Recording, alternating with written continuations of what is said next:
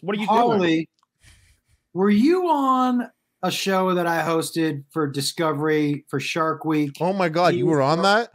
I hosted that show, dude.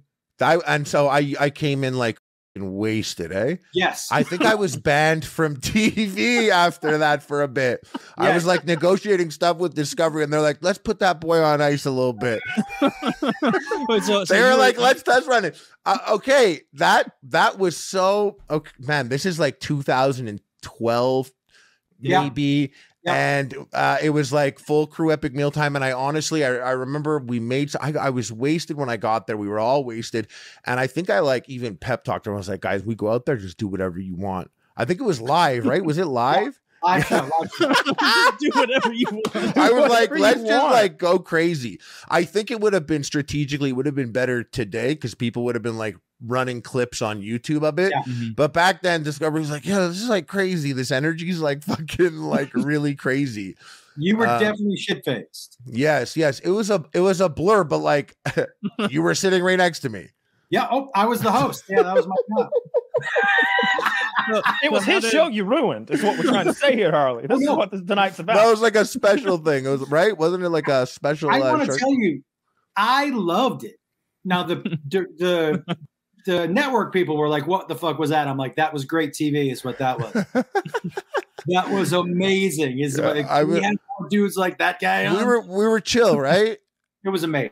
Well, no, but like you and I, we were chill, right? We didn't fight on set. And let me ask you another question.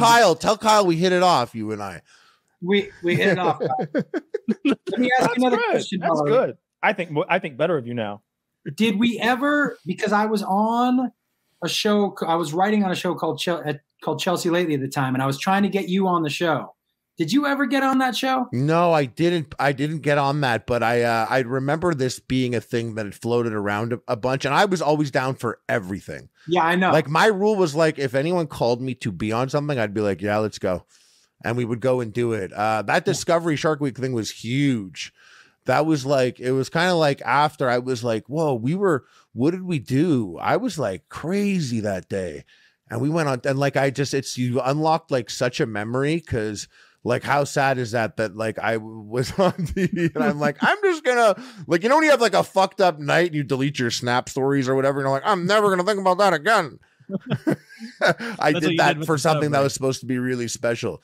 But I went a little crazy, I guess. Yeah, 2012, 11 years ago, you were the sauce boss leaning in. I just wish I remembered it. It was great TV, dude. It was great TV. I'm sure it's recorded. Don't worry. I want to. What was Harley doing? Just like, oh, get a load of this shark. Do you know what, dude? I might have it. I mean, I know sick. I have all. I remember standing a lot and like moving. Everyone was standing and moving, and it was kind of like everyone sit down, and it's and like we had a chum bucket. We had like, it was like human chum. That's or something like that, and yeah, that was crazy. Were you riffing? Like, were you up there like, you know what's funny about sharks? They're the opposite of us. I like the great white shark. They're only 7% of the sharks. I was like cringe obnoxious 20. No, I was like FPSRussia's best bud character. So I was like, we got these fucking sharks. Well, you better put the bacon on them. Like, you know, I was just like,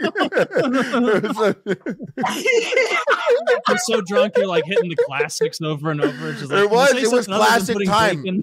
I literally, it was like classic was now. Like, I was like, this is right. This is the right thing to be. But here's the thing is that what I loved about Discovery is every episode they let me book somebody. And I remember watching you, and I was like, this dude is going to be so good live. And they were like, how are you going to be able to control him? I'm like, I don't think I will be. But that's going to be great. That's going to be great. We had there was a show called Moonshiners on, too, for a little bit. Yep. And so we had the Moonshiners guys on. They were my guests, too. And I was like, hey, let's have them bring moonshine on and ask them what moonshine they would pair with like a nice salmon. Yeah. And so we set up these fancy dishes of food, and we had this dude named Pickle come in and he would pair his peach moonshine. He was like, this is probably good with a steak. But I loved having guys like Harley on because, he's alive and awake. And that's what you need for live TV. You need somebody who's going to take the screen and go, okay. I loved the times that we did get to do something like in traditional media, something like that. Like, so it was always so cool because there's so many people putting it together. But it reminds me of this time that I was on set. It was Ridiculousness, the Rob Dyrdek like clip show. Yeah. And I'll never forget, I was in there, and like no disrespect to anyone, everyone there was actually really cool and nice, and it was fun, and the show was great. But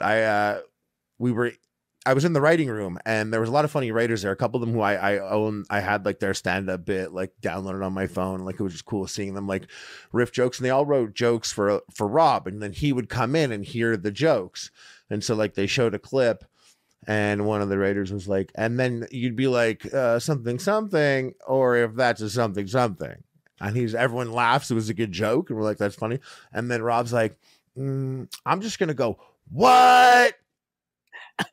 and they're all like, oh, that's good too, yeah. And then like we watch the show, and the clip plays, and Rob's like, what? And the crowd's like, ah! And I was like, it was just the whole circumstance of that coming together was beautiful to see the sausage being made in that sense. That's amazing. You know, it's funny. Some people just know their audience. Just slaying with what? It was a good joke. The guy had a great joke, and it was very funny. I was like trying not to laugh too hard because I didn't want to disrupt. And Rob's like, nah, I'm just going to be like, what? And Rob was right, actually. And that's why he has 15 shows on MTV. You want to hear something funny? When I was in prison, we watched that show all the time. They'd show the reruns. Like, it'd be a block of Ridiculousness. So you'd see 12 of them in a row. That's all they play on hotel MTV. style. It's like that on the hotel. Your episode comes on, and I'm like, I'm gonna go to the bathroom. I didn't say a goddamn thing. They wouldn't believe me anyway. You didn't try and talk yourself up. Like, you see that cooking guy? He's my good buddy. I would take a piss and think about how I'd gotten to where I was. It's so funny that is like very Kyle thing to do in my brain. As much as I know Kyle, it's like, if that comes on getting, because even if you're like, I know that guy, if I were in jail, I'd be like, fuck that guy. I'd be like, I don't give a fuck about that guy. I'd ask a question first. I'd be like, what does everyone think of that guy? They wouldn't believe me. They're like, really? You know that guy? The guy in Ridiculousness.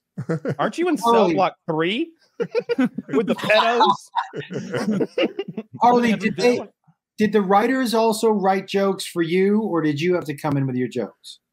They didn't write any jokes for me on that, but there's a show called At Midnight that was on Comedy Central where you stand there, and it was like the Chris Hardwick guess. It was a show, but we knew all the questions before. Yeah. And you sit down and I sat down with a writer there, everyone did, and we just you spend 2 hours writing the answer you're comfortable doing. And it's great because you get talented dude who's sits there and kind of comes up and it could be funny, but you might be like, I can't say that joke. I'm not funny like that. And then they say something, you're like, well, I'm just gonna be like, what? And you find your own what? You find your voice. Yeah. That's how we did it on Chelsea too. We would you'd go sit down with somebody who was on the show, and you'd have jokes, and they probably came in with jokes too. And you were like, do you need any jokes for this? Do you want to hear any jokes? Because we would sit in the writer's room and just have a whole list of jokes. And we would write a joke and be like, nah, 2 out of 3 of the people on the panel couldn't tell this joke, but fucking Harley could tell it. So we would earmark certain jokes because we were like, do you know what I mean? Yeah. But it was super cool. I'm with you.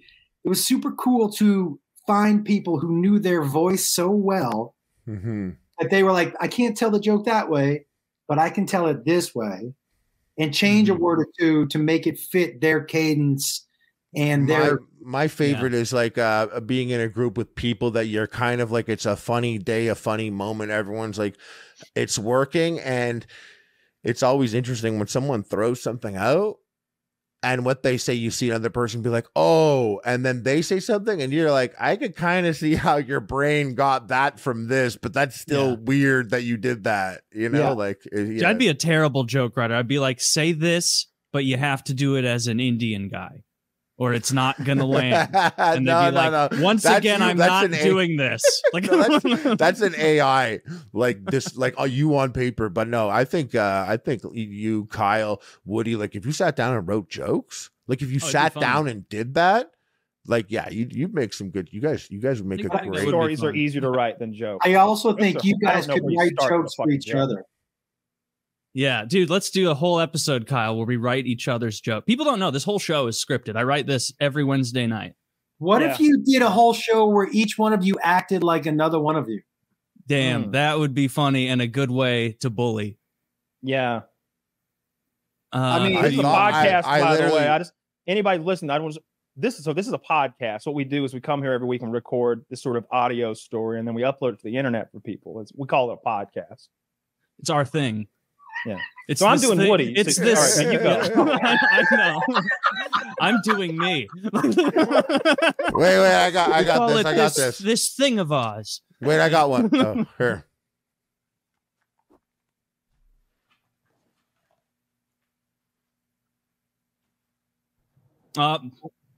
The chair spun.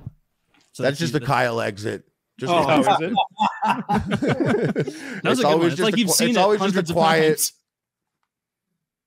Yeah, I'm trying to be professional. That's how a professional stands. It is. It's ceremonial. Like it's always the same thing. Headphones off, placed here.